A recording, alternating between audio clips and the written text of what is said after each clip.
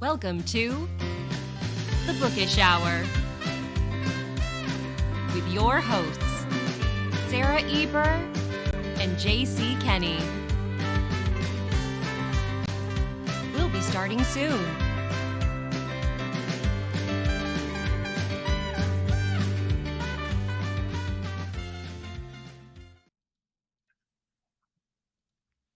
And we are live.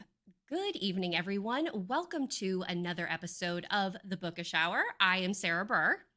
And I am J.C. Kenney, and it is Baby Friday. It is also Star Wars Day, thus our little special guest, Baby Yoda / Grogu here. But the best thing about today is we have a super special guest star. With no further ado, I think it's time to get bookish, Sarah. Yes, let's get bookish. And May the 4th be with everybody. I've got my Star Wars mug all ready to go here. I've got a Star Wars t-shirt on. I've been singing the theme song all day long. But for our guest that's joining us today, it's not even May the 4th anymore. Because we are joined by our first non-North American author.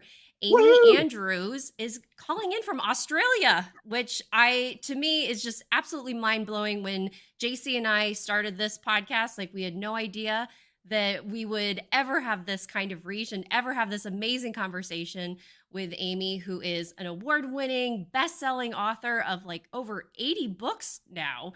Wow. Amy, it is an honor to have you on the show. We're so excited to chat with you.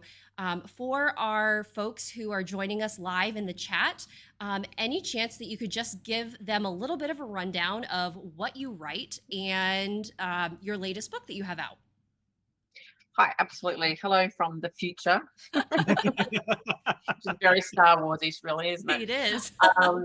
So I'm Amy Andrews. I live in Australia. I have been writing my first book was published in 2005. I've got my 85th book is just released. So I've been a little bit busy in the last sort of 18, 19 years.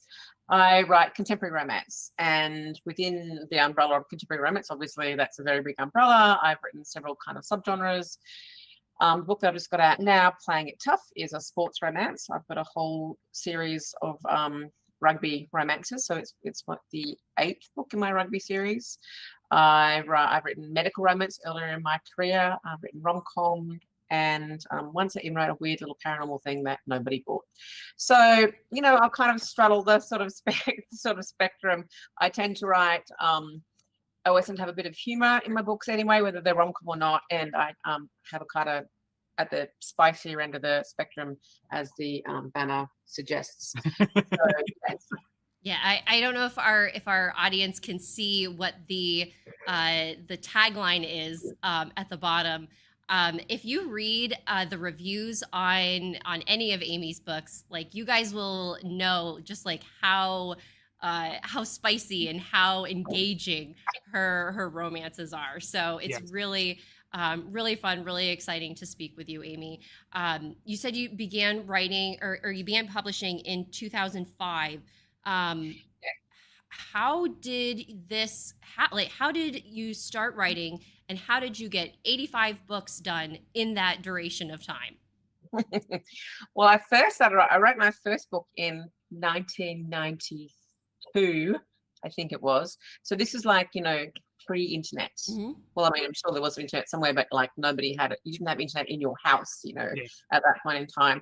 And I was actually living in the United Kingdom. My husband and I had moved there for a couple of years as like a working holiday. And I was temporarily unemployed, sort of between jobs. And it was our first British winter. And where I'm from in Australia is quite warm, and we don't really get very cold winters at all. And it was like a week where the temperature didn't get above, 0 degrees Celsius like all week. And the cobwebs in our house were frozen, and it was very pretty, but freezing. And I was like, what can I do that involves me not getting off my electric blanket or off this bed the next little while? And I thought, I'll write that book. That's in my head. And then it was like, wait, there's a book in my head? Because I wasn't like, I know a lot of writer friends all say, from the time they could like staple paper together when they were 2, they knew they wanted to be a writer, whereas that was like just not me at all. I mean, I was very good at, English and creative writing, and I did all the tragic poetry that you write when you're a teenager, and so I was always that way minded, and I was a huge reader, but it never occurred to me that it never seemed a career, a thing that people did for a career. I mean, obviously people did do them because there were books, so people were writing them, but it didn't seem like something you sat down in front of your guidance counselor and said, yes, well, I'm going to be an author, without being laughed out of the room. So it hadn't really ever occurred to me. But then once I started, I realized that, of course, I'd always had plots in my head. I just had never thought of it like that. Teachers would always say, oh, she's got such an active imagination. And so I just put it down to that. But as soon as I kind of opened the portal, you kind of, when you first decide, you kind of, it's almost, I describe it as going through a portal in my brain, this whole world of plots that I just kind of always, teased around and never really thought of as plots, just kind of daydreaming, I suppose, in my head. So, so I wrote that book and as I think with a lot of people who write their first books, it literally flew out of me. I wrote it longhand, no computers in houses back then. Nice. And so it was 50,000 words in 10 days. So 5,000 words a day, 10 days. I just wrote like a mad person. And I had to pay like £100 to get it typed up by somebody that I found in the newspaper back when we had newspapers. And I sent it off, and then I sent it off to Mills and Boon because, well, for starters, they were the only romance publisher, really the biggest romance publisher in the world at that point in time. And there wasn't anything else. There was no Amazon. There was no internet. There was no self-publishing. There was no indie publishing. There was no anything. And I figured if I was going to get my romance novel published, and of course they were going to publish it because it was the best thing that was ever written, right? That I wanted to be published by the biggest romance publishing house in the world. 9 months later, I got a rejection.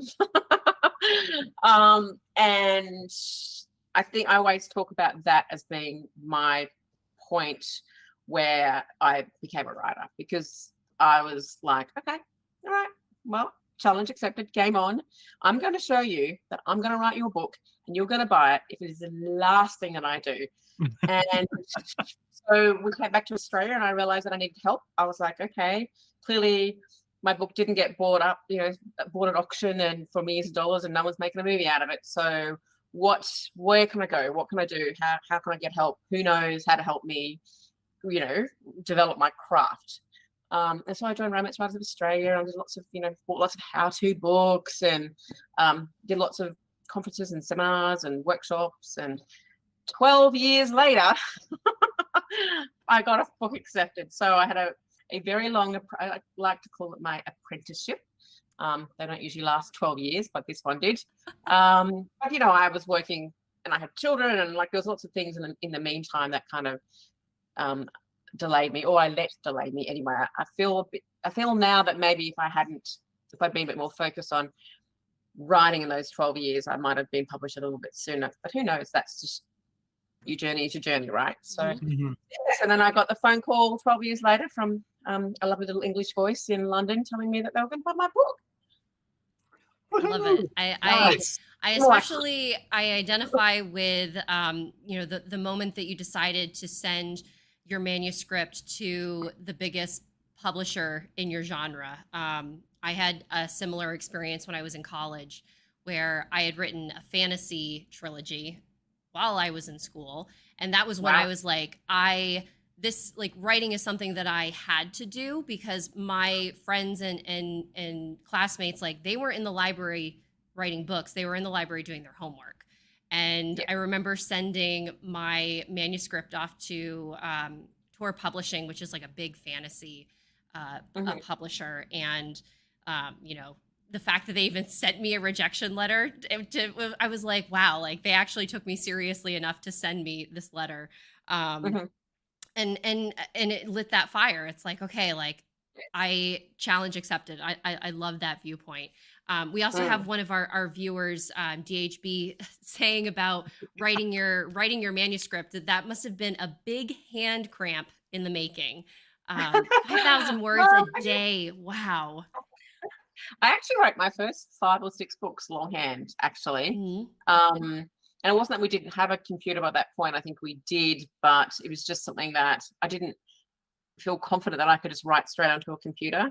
Then I realized that it felt like it was being quite inefficient to do it that way, even though realistically the story went from first draft longhand to a more edited draft when it went on the computer. I still felt like it was in an inefficient way to write for me at that point in time. So I just trained myself to do it straight onto the computer, and it was much easier than I thought it was going to be. It's just that kind of fear of the unknown, really, isn't it? Like every time I think about, I love to do like some like dictation, like Dragon technology or something like that. I shy away from it because I'm too scared of the unknown. So yeah.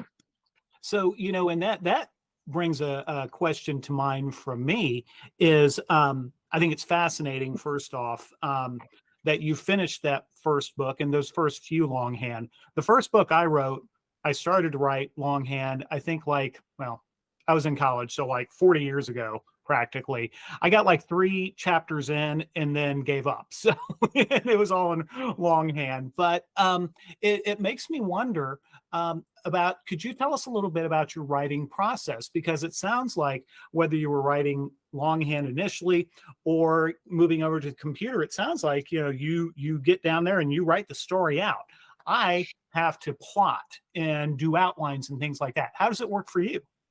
Yeah, I think I'm a bit of a, the whole plotter pantser kind of argument, but debate that's always kind of rages around. I feel like I probably fall somewhere in the middle. Certainly that first book, not at all. It just kind of came out of me, flew out of me. I think I'm more of I do a bit of both. I do a little bit of planning, and oftentimes books, as you guys know, live in your head for a while before you ever put them on paper. So there are things that inherently about the book anyway, just because they've been with you for a while, and the characters, or maybe not the book, but certainly the characters, right? So now some things I know, and nowadays I actually use Pinterest to do up like a board for every book, just so I can kind of get an idea of what the characters look like and the setting and kind of the the vibe of the book. Like it's not a very extensive Pinterest board. I have romance author friends who have Pinterest boards that like blow my brain. It's like very kind of basic, but just so I have it there to sort of get me started and get me going. And then I just kind of write. So it's interesting though.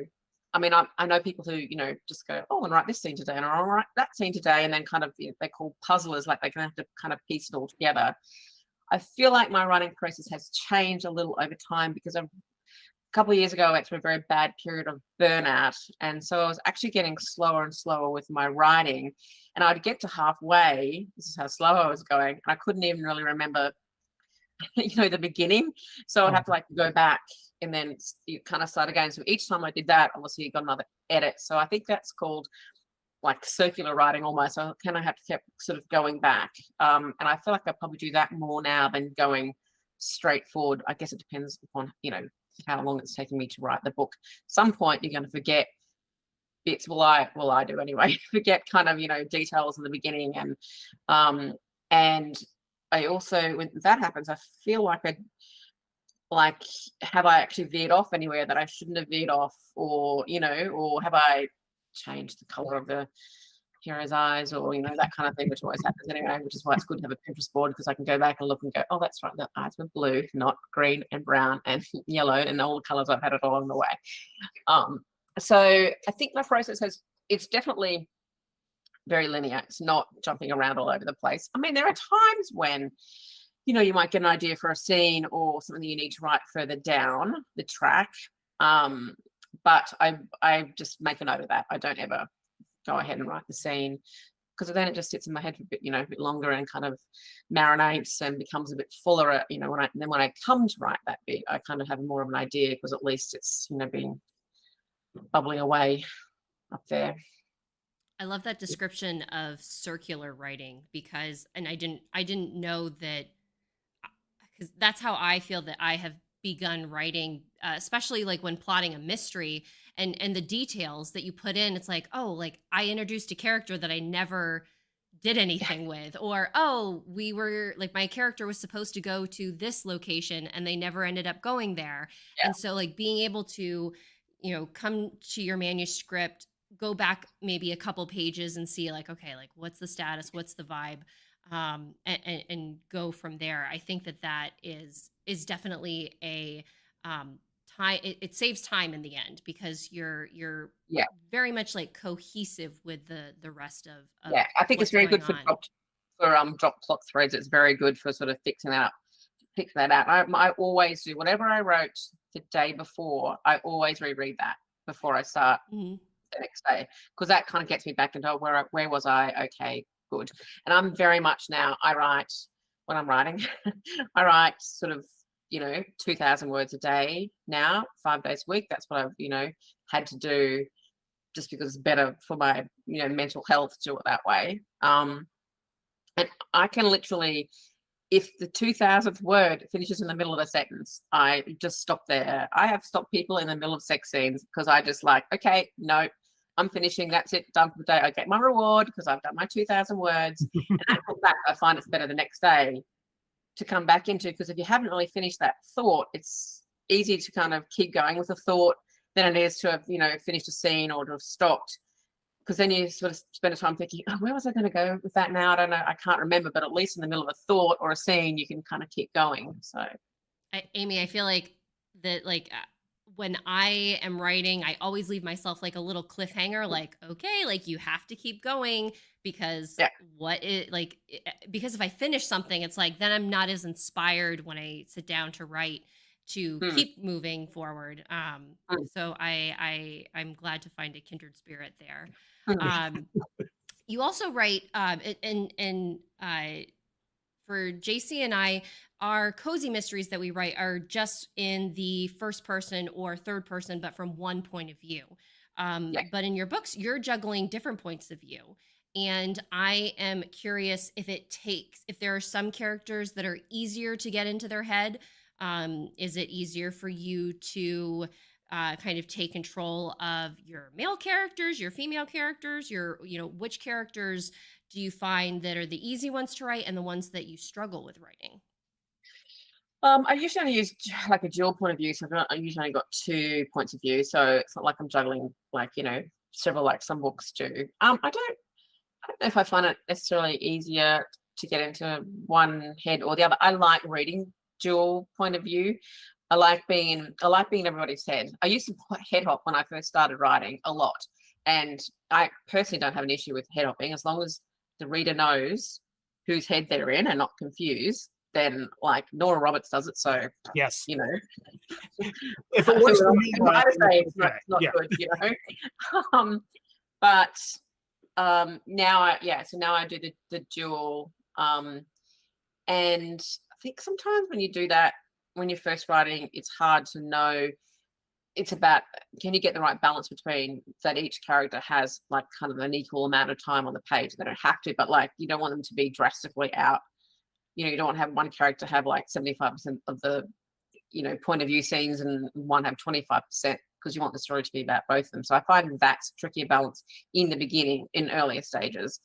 But now it just seems, I don't know, I feel like maybe it's because I feel like I know my characters reasonably well by the time I start writing them. That's easy to slip into their clothes. Maybe, I don't know. I haven't really thought about that, actually. Good point. I don't know. Yeah, good question. Well, I think it's probably fair to say that it's probably easier to get into guys' heads because there's not as much going on in the inside. But that's just me. My husband always says that. He's like, "There's nothing going on up there. It's like boobs and elevator music. That's it." Like, there you go. Not thinking any deep thoughts. It's just like, that kind of thing. What are you thinking? And he's like, we don't think about anything much. You're mistakenly thinking that we deep think. We really, really don't. And that's obviously very cool. That's not true, but it's kind of joke we have. So that's interesting though, because I do really try to write blokes, as we say here in Australia, blokes as blokes, men as men, which can be very tricky in this day and age as well. It's a bit of a eggshell kind of time, at the moment. So, and as it should be. That can be a bit of a tricky balance to do. But I also, I do like to kind of write men as men. My husband's a very funny kind of guy, not like it, not deliberately hilarious, just the way that he talks. So, I guess I try to write a lot of men that are like that. So I kind of have some sort of idea what's going on in their heads. Yeah. Well, and that kind of leads me to another question, because you, with you being so prolific, you've written so many different series and created all these vastly different communities between like your rugby players and, your like cowboys and some of the other folks. Can you talk a little bit about, that's got to be a challenge, keeping those, kind of like little universes separate. How do you juggle that? Because that's a lot of stuff going on. I suppose it is. Yeah, I know. I guess I don't really work on more than one book at once. I mean, I have worked on more than one book once in the past, but not very often, and that's not something I prefer at all. I'd rather write a book, be done, start another book, write that. And I guess it's probably easier to stay in a world and just keep writing that than it is to switch around. But I guess because of characters, it's all about this character, isn't it? Characters are all different. So I think it's sort of easier. I mean, to slip into that, I think it's harder for me to write American characters because, I'm Australian and I feel much more natural writing, characters that are Australian because, so I'd much rather write even say English characters than American characters because I've lived in England. I lived there for 2 years. I feel like I really, you become kind of a part of a place and you sort of, there's something that inherently because you've lived there. So I've always found it more difficult to write American characters because obviously I have not lived there. I've visited there a few times, but I've not lived there. So, and I always find, yes, I mean, the internet is one wonderful thing. Thank goodness what we did before Google. I have no idea. Before Google Maps even or YouTube, I have no idea. But it's still always feels like, you really struggle for authenticity with you. We always want to write authentic characters, right? And I find it harder to write in an American voice, which, reviewers have often pointed out as well. So, but that's why you have American, US editors and US, publishers who help you out with all that kind of thing as well. There's a lots of amusing back and forth between my American publishers when, books get handed in comments and in emails, when I put in something that I think is American, it ends up not being American, ends up being English. And there's a lot of, what is this? What does that mean? And, so it's always, those kind of things do get ironed out pretty quickly. So your book that you're doing for the giveaway this evening, Breaking All the Rules, that is set in Credence, Colorado. And such a fun, absolutely love the cover. Just like the colors together, absolutely gorgeous. It does pull. It does. Blue and coral are two of my favorite things together. Yeah. I would just love to know how of all of the places in the US did you decide to create this town within Colorado, and how did you figure out that this is where Beatrice's story needed to happen? Right. So Breaking All the Rules is number 4 in the Credence, Colorado series. So why did I choose Colorado? My editor at the time lived in Colorado. And when I was there for RWA in Denver, I knew I was writing this series and I thought, well, I'm into Colorado. Again, I do like to set books in places that I've been, if at all possible. And I thought, well, I could set it in Colorado. I guess most books that are set in Colorado are set in the Rockies, right? They're snowy and pretty and, mountain towns and skiing. And I wanted to write the absolute antithesis of what you'd expect from a Colorado kind of book, right? Particularly in the romance sort of field. I wanted no mountains and flats and, kind of a really rundown, not thriving town that's sort of, shops are shut down everywhere, very economically depressed. And so my lovely editor from Entangled drove me out 2 hours almost to the Kansas border from Denver, so I could get a real feel for what it looked like, out there. And I took pictures of, all the little towns we went through and just the endless flatness and, fields of, I don't know, where it was growing now, I can't remember. just to get a real sort of feel for that. And I knew, I was like, yeah, definitely this was absolutely what I had in my mind as where I wanted this, this sort of town to be, because sometimes it can be hard to, sort of stand out from the, the bookshelf, isn't it really, when you've got a lot of snowy Colorado things happening. I thought, oh, well, this will at least be a point of difference, as well. So there was some strategy to it, also. I love that is so cool. Yeah. And then I also want to mention that one of our viewers, Sweet and Dean, chimed in that they are reading that book at this moment and loving it. So here you go. Thank you. Yeah. I do love being Austin. Can you share a little bit more about their story, the kind of setup that readers have to look forward to with Breaking All the Rules? Yes. So Beatrice, but B for short, is an ad executive in LA, and she's just missed out on another promotion, and she has a bit of a freak out at work about it, and essentially tells the boss to shove his job where the sun doesn't shine.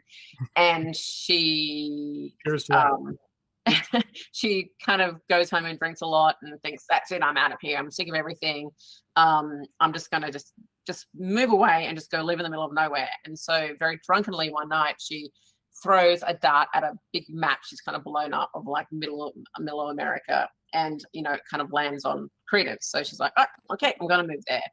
And so she moves there and she decides she's been a good girl all her life and she's followed all the rules, and where has it gotten her? So she's just gonna become this person who just breaks all the rules. So she literally wears sweats and bunny slippers. She stays inside when she first gets there for 2 weeks, pulls the curtains, watches every season of Supernatural, all 15, because she's missed out on them because she's been too busy, doing ad stuff till late at night. She doesn't get an elliptical. She eats all the carbs. She drinks beer for breakfast. She is just like, she's having a moment in her life where things are, she's just living for herself. That's kind of one of the things I say, what happens when you stop living for everyone else and start living for yourself. It's kind of, a bit about where the book is kind of coming from.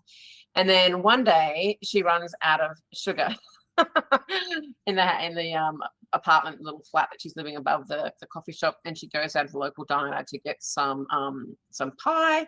And she, of course, she's standing outside the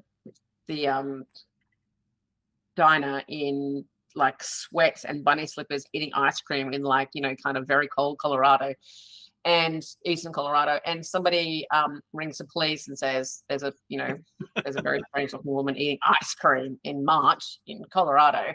And so the cop that takes a call says, well, gosh, that sounds like, there's a real terrorist activity going on there. Guess I better go check it out. And then so she meets Austin, who is the hero, who's 10 years younger than her. And she's just even more incensed then that she can't even eat ice cream. And, she tries to goad him into arresting her and kind of pokes him in the chest and jaywalks. And then, I think she burps and he says, are you drunk? And, so he ends up taking it because she wants to, be tucked in the pokey. She ends up taking it back just to humor her more than anything. And then they have a conversation about, she wants to break all these rules. And so he says, oh, well, I can help you do that. So it's really about Bea kind of starting to live her own life and discovering kind of, she's got a sort of history with her mother who died when she was younger, who had mental illness, who was an artist. So finding the artist in herself that she'd suppressed all those years. And starting a new career doing that. And there's lots of quirky, it's a rom-com, there's lots of quirky townsfolk that have appeared in the previous 3 books as well. And what will happen when when LA comes calling again, once a new business becomes a success. So it's that kind of plans were overrated is what's on the front of the cover. And that's pretty much B, yeah. And Austin's a younger guy. He's 10 years younger than her, and so they're having a good time together. But in her head, she's like, well, it's not really a thing because he's like 25, as if I'm going to be with a 25-year-old, whereas he's like fully in really from the beginning. So, yeah. Well, if that's not a teaser for our readers, I don't know what is. And luckily, our folks in the U.S. will have the opportunity to win a signed copy or a print copy of the book from Amy. And we're super excited for this. What is our magic word that folks should type into the chat, Amy, for the chance to win a copy of Breaking All the Rules? Well, I think it has to be bunny slippers. Bunny slippers. Love it. Nice. One thing, and just to like kind of paint the scene for folks, it's not only like that she's eating ice cream in the middle of March. It's like she's eating ice cream in a very suggestive manner when it's called into the police. So it's like the humor in it is just so much fun. So folks, if you would like to enter for the chance to win a copy of Breaking All the Rules, please make sure that you are logged into your YouTube account or your Google account so that you can type into the chat bunny slippers. And while the giveaway is open, Amy, I would love to learn more about how you write humor, because that's like one of the things that's like the hardest like hill for me to get over is, I can figure out who's murdered somebody. I can, plant these clues everywhere, but like making my characters funny is the thing that I struggle with the most. So I'm always looking for advice about writing humor, tips, tricks, like what's your process for being funny? I think the secret to being, well, for a start, I think, funny is often about voice, isn't it? So voice is something that's very personal to every writer. So I think, some people just don't have that in their voice. It certainly can be, you certainly can use it, but it's like all of my books have always had some kind of humor in them, even my medicals. In fact, my medical authors and medical editors are always like, you can't have that, that's not funny. And I'm like, I think it kind of is funny. No, I was always having to take out humor from my medical books, so kind of all along that's been my voice. And I think very early on, I'm going to digress slightly and I'll come back, I promise. One of the first books that I read that made me realize the kind of author I wanted to be was Jennifer Cruzy, who is an American author. And her book, she wrote for Silhouette to start with, and then she wrote bigger single title books for other publishers. And if you've not read any of her books, you should go do it because she's amazing. And she's actually written some books with Bob Mayer as well, that co-authored some books. But was Getting Rid of Bradley. And prior to that, I'd just been reading a lot of like English, Mills and Boon, kind of doctor secretary sort of romances that were great, but just a certain way. And I read this, and it was funny and it was snarky. And I was like, oh my God, romance can be like this. It was like the biggest light bulb moment for me. And I was like, this is the way I want to write like this. That's, it just felt so natural. It's like I was just slipping into like, an old house code. It just felt amazing. So I don't know if I deliberately I don't know, then again, if you kind of open another little portal in your brain and, you can kind of go down that tunnel as well. From then on, I kind of started to really, think about that sort of thing. I think what happened, for me, my comedy it's situational, right? It's not, I don't sit down and think, today I'm going to be hilarious. How can I do that, right? I don't think, okay, here's 10 jokes. I want to get into this. It's not like a sitcom, here's 10 books I want to, get into this sort of chapter, 10 jokes I want to get into this chapter. It comes from this, it arises naturally from the situation, and sometimes just helps to have a character or a thing that's funny, a cat with a wonky eye, or, something like that can create humor every time it's on the page. It's just there, it automatically becomes funny. I think, I don't know, I've got a nursing background, so we tend to see the funny in things that most people would not see funny in. So I guess I've kind of got that training, if you want it to be, if you want to look at it like that. And I think that people sometimes can over egg, humor. They can, sometimes it's just better to be a bit deaf, just like a one little line or one little facial expression or a quirk. Again, like, cat with one eye, or you can have a character with a tick at an appropriate time, or it's those little things that are in the situation that become funny rather than, trying to think up jokes. There was one joke I heard years ago that I always wanted to put in a book, and it took me like 10 years to get it into a book because the situation really wasn't there for it. So I don't think it should be about books. I think it should be about, the situation and trying to find the humor in whatever situation you're in. And if that means even you have to put in some kind of prop for it to be funny, that works as well. Particularly in romantic comedy works well, because you usually have a kind of quirky, sort of wacky setup anyway. And you have a wacky bunch of, kind of secondary cast. So it is much easier in that way. It's harder when you're dealing with, death and maiming and murder to find things funny. But again, I repeat, I was a nurse. It's amazing what you can find funny, right? I would think that probably something external to the actual plot, in as in like some little detail that every time it appears is just funny, is a really easy way to do it. I think that's great advice, especially the finding objects or situations that you can kind of refer back to. I think that's a very smart way to go about it. So not only do you have wonderful advice for writing humor, but you also online host a course about how to write love. And so I'm curious to know, could you tell us a little bit about the writing seminar that you teach? So it's not just me, it's me and 3 other Australian romance authors, all best-selling authors. I think we had like 10 million books published between us. So there's me and Ali Blake and Claire Conley and Jen St. George. And Jen St. George was the brains behind it. She's like, I think we should do a course. Look at us. We've got all this experience, all this knowledge. And she's also got experience in a university setting as well as a lecturer. We should do this online romance writing course. And so we were all in from them. And so now it took us kind of 6 months to develop. And it's sort of it runs over 12 weeks. And it's a very foundational course in writing romance. It's sort of the nuts and bolts, right? So if you're an experienced romance author, you're not, you wouldn't want to be taking this course. But if you're new or emerging, or even if you've been out of it for a long time and you want to, sort of have a bit of a refresh, it's a great course for that. So it's 10 modules covering the very basics, like, plot, structure, dialogue, tropes, sex scenes, productivity, self-publishing versus traditional publishing, those sort of things.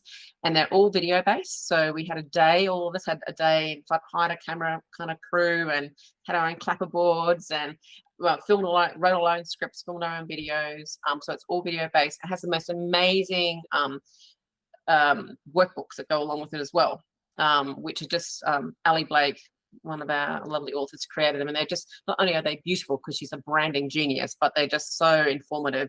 And you'll be able to, the course disappears after 12 weeks, but you get to keep the workbooks sort of, forever. And we're just going to keep rolling that out. We had a sellout first course, which was amazing and exciting to see the places just kind of wait in 5 days. And we're running it again from the 5th of June. And you can find out information about that from www.howtowritelove.com. That is the website for that. We're also on Facebook as How to Write Love as well. If you Google me, you'll find it as well. It's, we kind of really ramping up advertising for the next course at the moment. People who have been on it have just been so complimentary with they've given us testimonials, and they're saying it's kind of really helping them. It's really game changing, giving them really great stuff to think about and really good advice. There's also a Facebook group when you're on the course that we're all part of, and you get to interact within the Facebook group with us, or as well as forming your own little group of other authors that you can maybe go off and have your own little little group together. So we hope we've been very encouraged so far. We're really keen to sort of, most of the people in our first group we do have an American and an English person who are in the first group, but really hoping that some people from overseas will take up. We want to kind of keep the first one a bit small because we're obviously running it for the first time, but we're really encouraged by the feedback. So we want to go big next time. So if anybody out there is wanting to write romance and doesn't know where to start, go look us up. Excellent. And so that was howtowritelove.com was the website. Perfect. All right. So for our writers who join us, make sure that you check out the course, because yes, I can imagine what a wealth of knowledge. Yes. Between us, as I said, 10 million books, and I think it was 75 years, I think we added up, of writing experience. We look at how long we've all been writing, and doing stuff for. So yeah, a lot of experience. I mean, Claire Conley is just like a absolute indie author, superstar. So many different aspects, you know, that are it's a really, really all-encompassing sort of foundational kind of course for romance writers and writing. So come and join us. Come and get to see me on video. Well, yeah, because I mean, it's just, and just, I'm also going to throw this out, folks, to the reader, to our viewers, because again, you know, a lot of them are folks who follow Sarah and I because of mystery. You know, romance is the number one, the best-selling genre in the world. And, you know, it's that way for a reason. And so romance readers are voracious. They are smart, and they love their authors. And so, you That's know, very it's true. thank you. I guess, you know, because Amy, you probably don't know this, but Sarah will verify this. I actually started out writing romance and then moved over into writing mystery about 5 years ago. And I just have nothing but respect for romance authors. They are amazing. And, you know, thank you for all you do, and appreciate the, you know, doing this seminar and giving back. That's really cool. Yeah, I think particularly all genre fiction, right, is really bad. So I always say to people who don't even necessarily write romance but are writing genre fiction, joining Romance Writers of Australia, or, you know, a group like that, is amazing, because you learn so much about craft from genre writers, and, you know, whether it's mystery or horror or romance or speculative. It is really, and this course has a lot to do about craft, right? All the kind of basics of craft, improving your craft.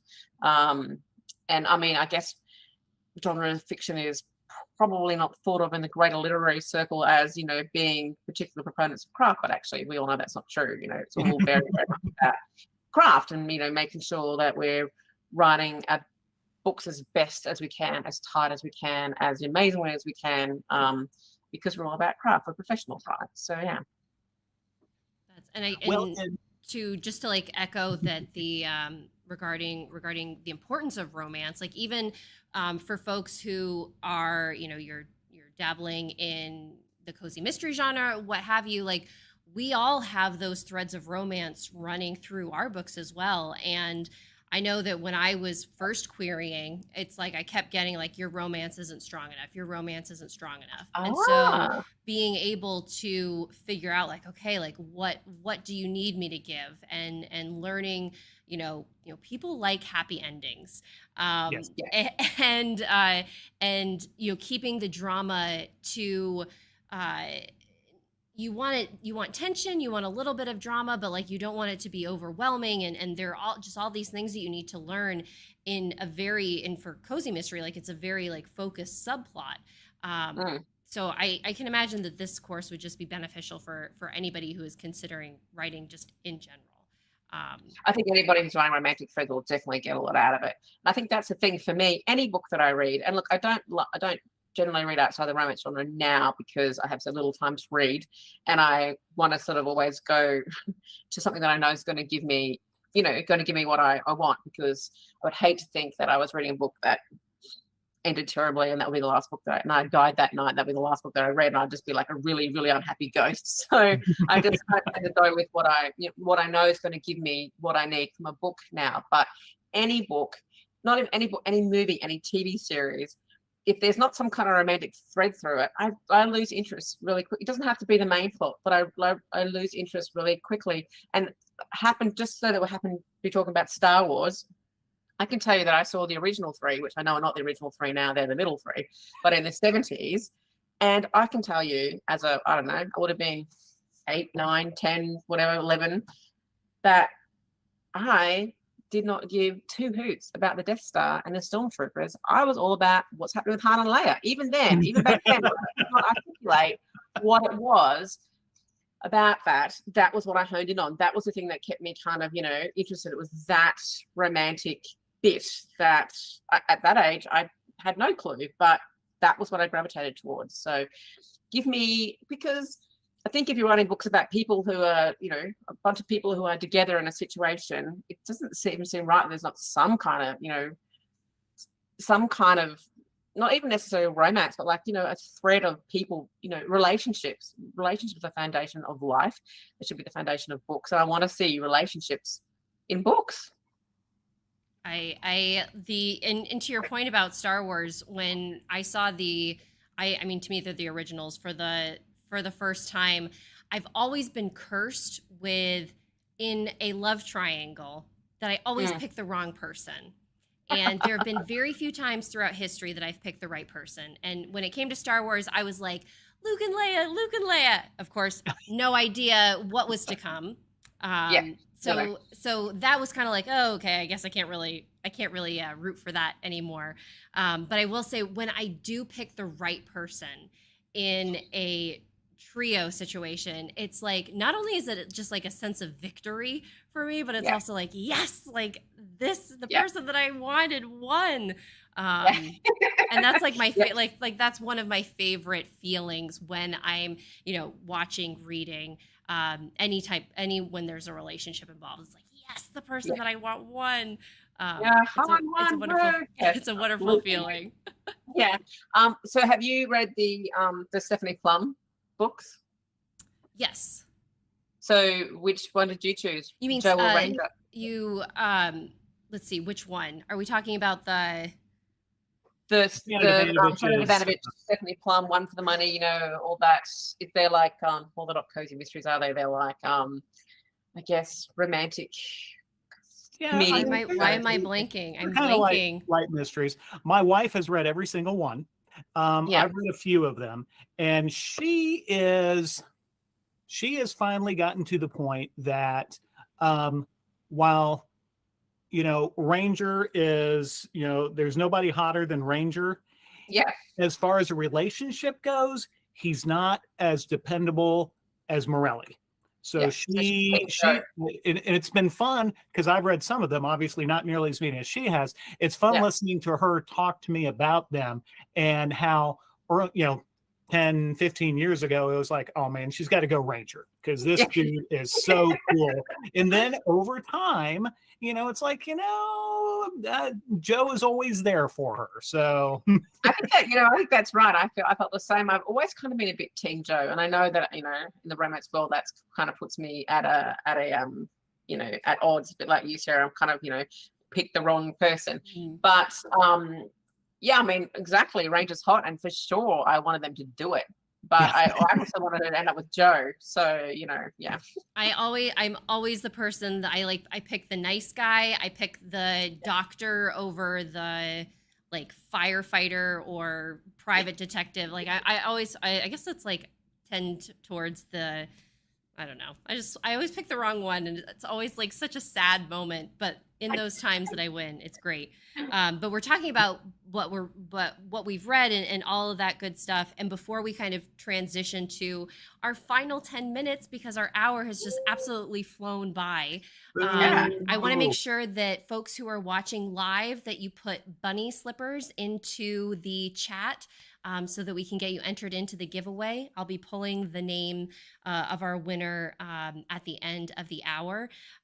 Amy, what are you reading? What are you watching? Tell us what's big over in Australia right now.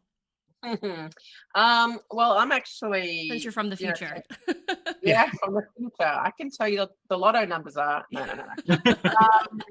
So at the moment we just had Ted Lasso drop. I think the rest of the world has as well. So that's pretty big here. Well, everything at the moment on the TV is about the King's coronation because we are a part of the Commonwealth, so there's a lot of that going on. But as far as television goes, Ted Lasso is big because it's just dropped here at the moment, and we adored the first couple of seasons, so we're for sure watching that.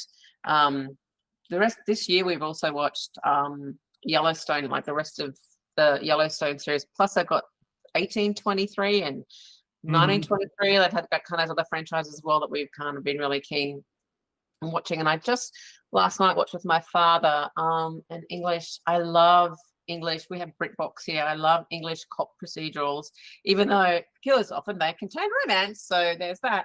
And I absolutely adore those. And last night I was watching one, and I can't even remember what it's called now. but it's a continuation of, you know, a series that's been going on. So I literally like just work my way through everything on BritBox, because I think nobody really does that genre as well as like the Brits do. I just love it so much. Book wise, I have just finished. I often listen on audio, you know, I listen to a lot of audiobooks, and the Lucy Scores, Things We Never Got Over and Things from the Light, or Hide from the Light. I love Lucy Scores. And it's the first time I listened to her books on audio. So I finished those two, which I adore. The third book is coming out in September or something, which I'm eagerly awaiting. And podcast wise, because I do either listen to audio when I'm in the car and walking on the beach, or to a podcast.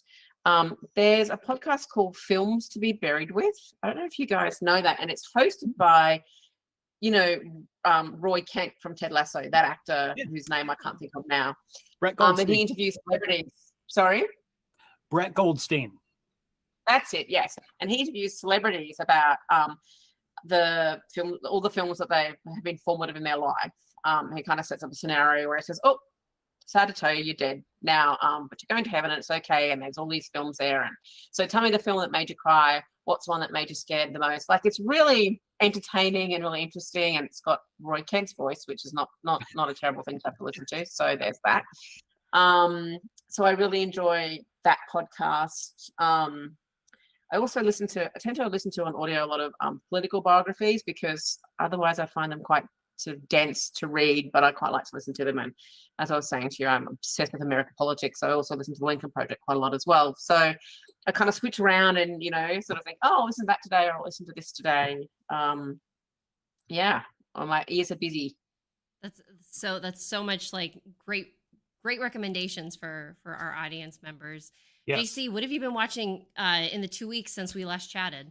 Yeah, so I finally, actually last night, started watched the first episode of Magpie Murders, and everybody has just been talking about how great it is, and so English or American? It's British. It's based on Anthony Horowitz wrote the novel.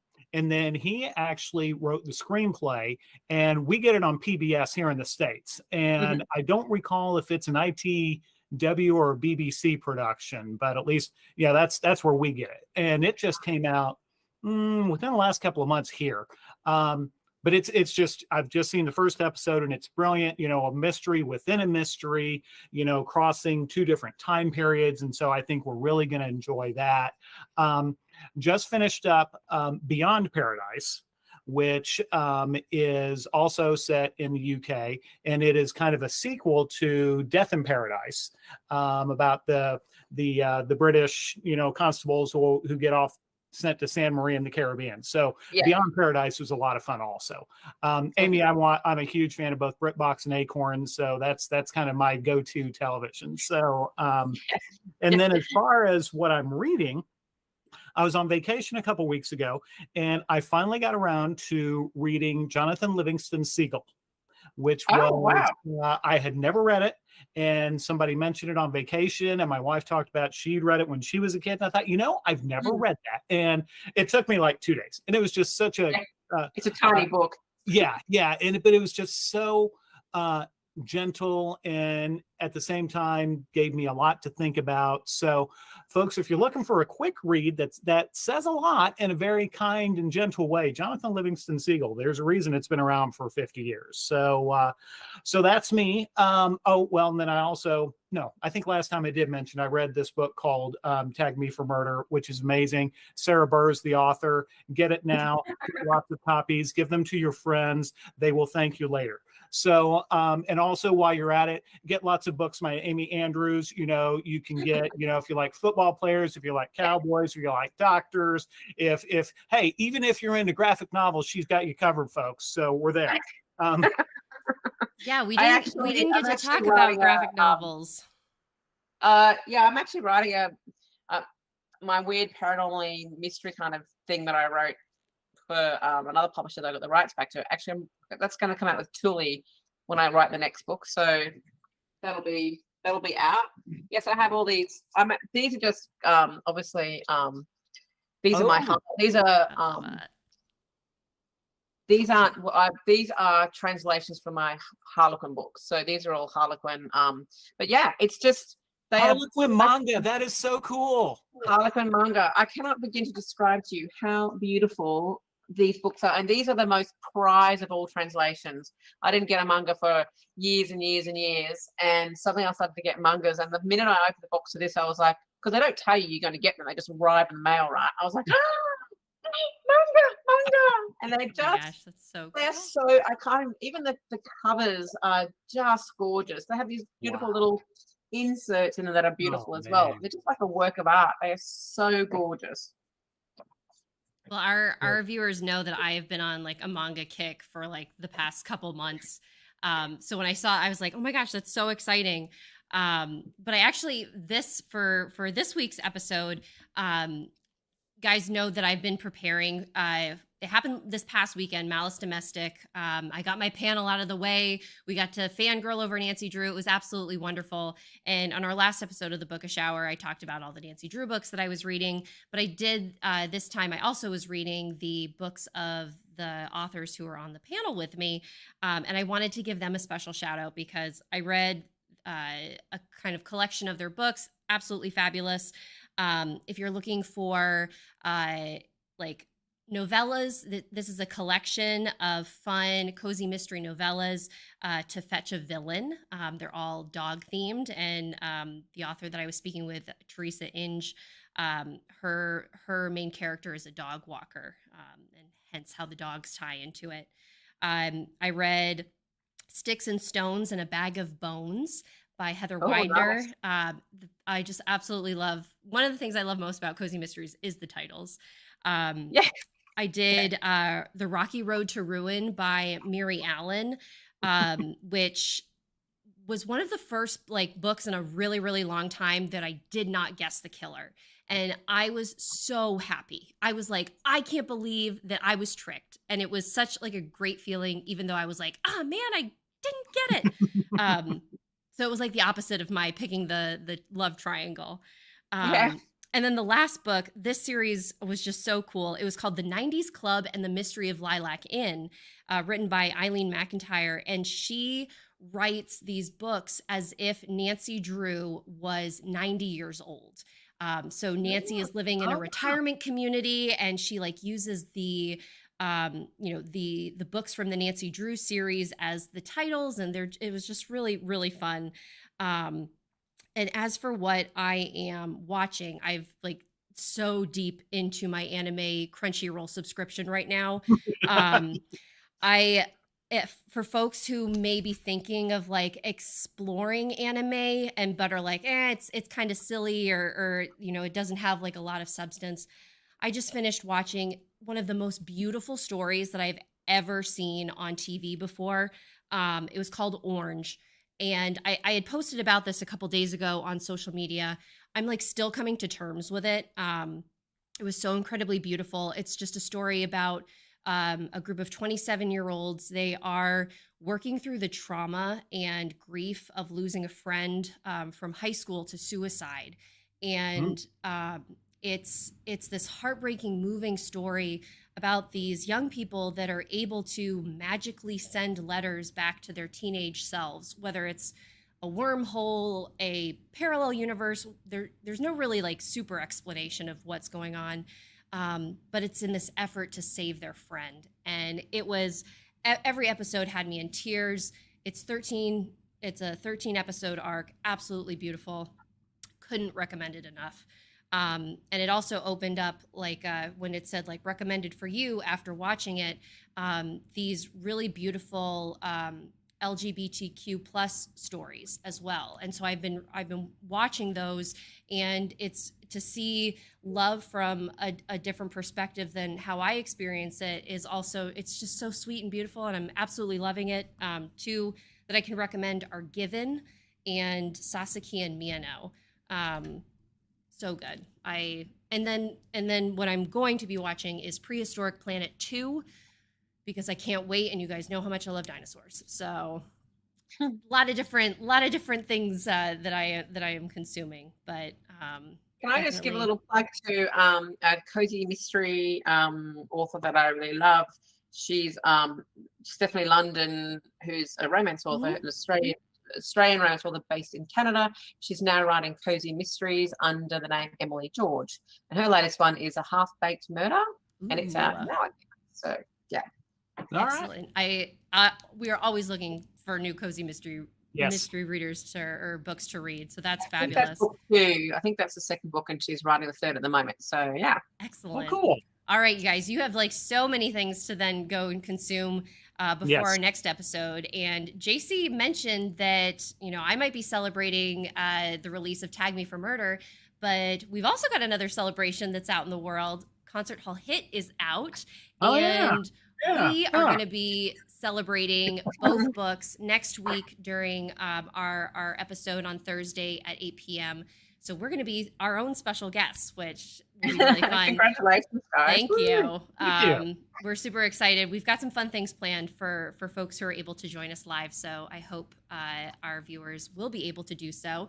But for now, we have reached the end of our hour, and we need to let everybody know who our winner is of the Breaking All the Rules giveaway. Without further ado, the user DHB is our winner this evening. Congratulations, DHB. Thank you so much for tuning in. Go ahead and email giveaways@thebookishhour.com, your mailing address, and I will give that on to Amy so that you can get your copy of Breaking All the Rules. Amy, thank you so much for joining us. Yes. It's been an absolute delight speaking with you and hearing about all putting to the words to the page and your publishing journey, and now this writing workshop endeavor that you're doing. It's just been absolutely fascinating, and thank you so much for spending your Friday morning with us. Mm-hmm. Thank you for having me. I've really enjoyed it. I love talking books with other authors and writing, and so it's never a hardship, and I'll do it anytime. Excellent. And real quickly, what are you working on next, and where can our US viewers connect with you the most? I'm currently working on actually a Thule book that I signed a shopping agreement with an Australian producer. They want me to write the film script of that. So I'm working on that. The book's called A Doctor for a Cowboy. So I'm working on that immediately. I'm actually involved in a local writers festival here where I live. So that's actually taking up a lot of my time at the moment. So I'm not doing a whole lot of writing.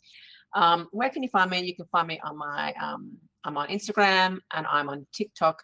God help us all. And I'm on Facebook all as Amy Andrews Books. That's, put it in anywhere, you'll find me on all social media there. Instagram is my favorite. I'm on Facebook as well. You can go to my website, which is www.amyandrews.com.au. Don't forget the .au, and click around there. And also there's a little like join the newsletter button here, and you can get a free novella if you join my newsletter too. I'd love to have you in my newsletter. Nice. I don't bombard you. There's often like little free giveaways and stuff. So I'd love to have you on my list. Excellent. All right, folks, you've got your marching orders. Find Amy, follow her, and stay connected. Again, Amy, thank you so much for being here with us this evening. Thank you so much. To our viewers who joined us live, thank you as always for sharing your time with us. It's always greatly appreciated. And for those of you who are watching later, we're very happy that you're here. And feel free to comment. Make sure you subscribe and like so you can get notifications about our upcoming episodes. And until we see you again, stay bookish. Have a good night, everybody. Thank you. Bye. Bye, folks. Bye.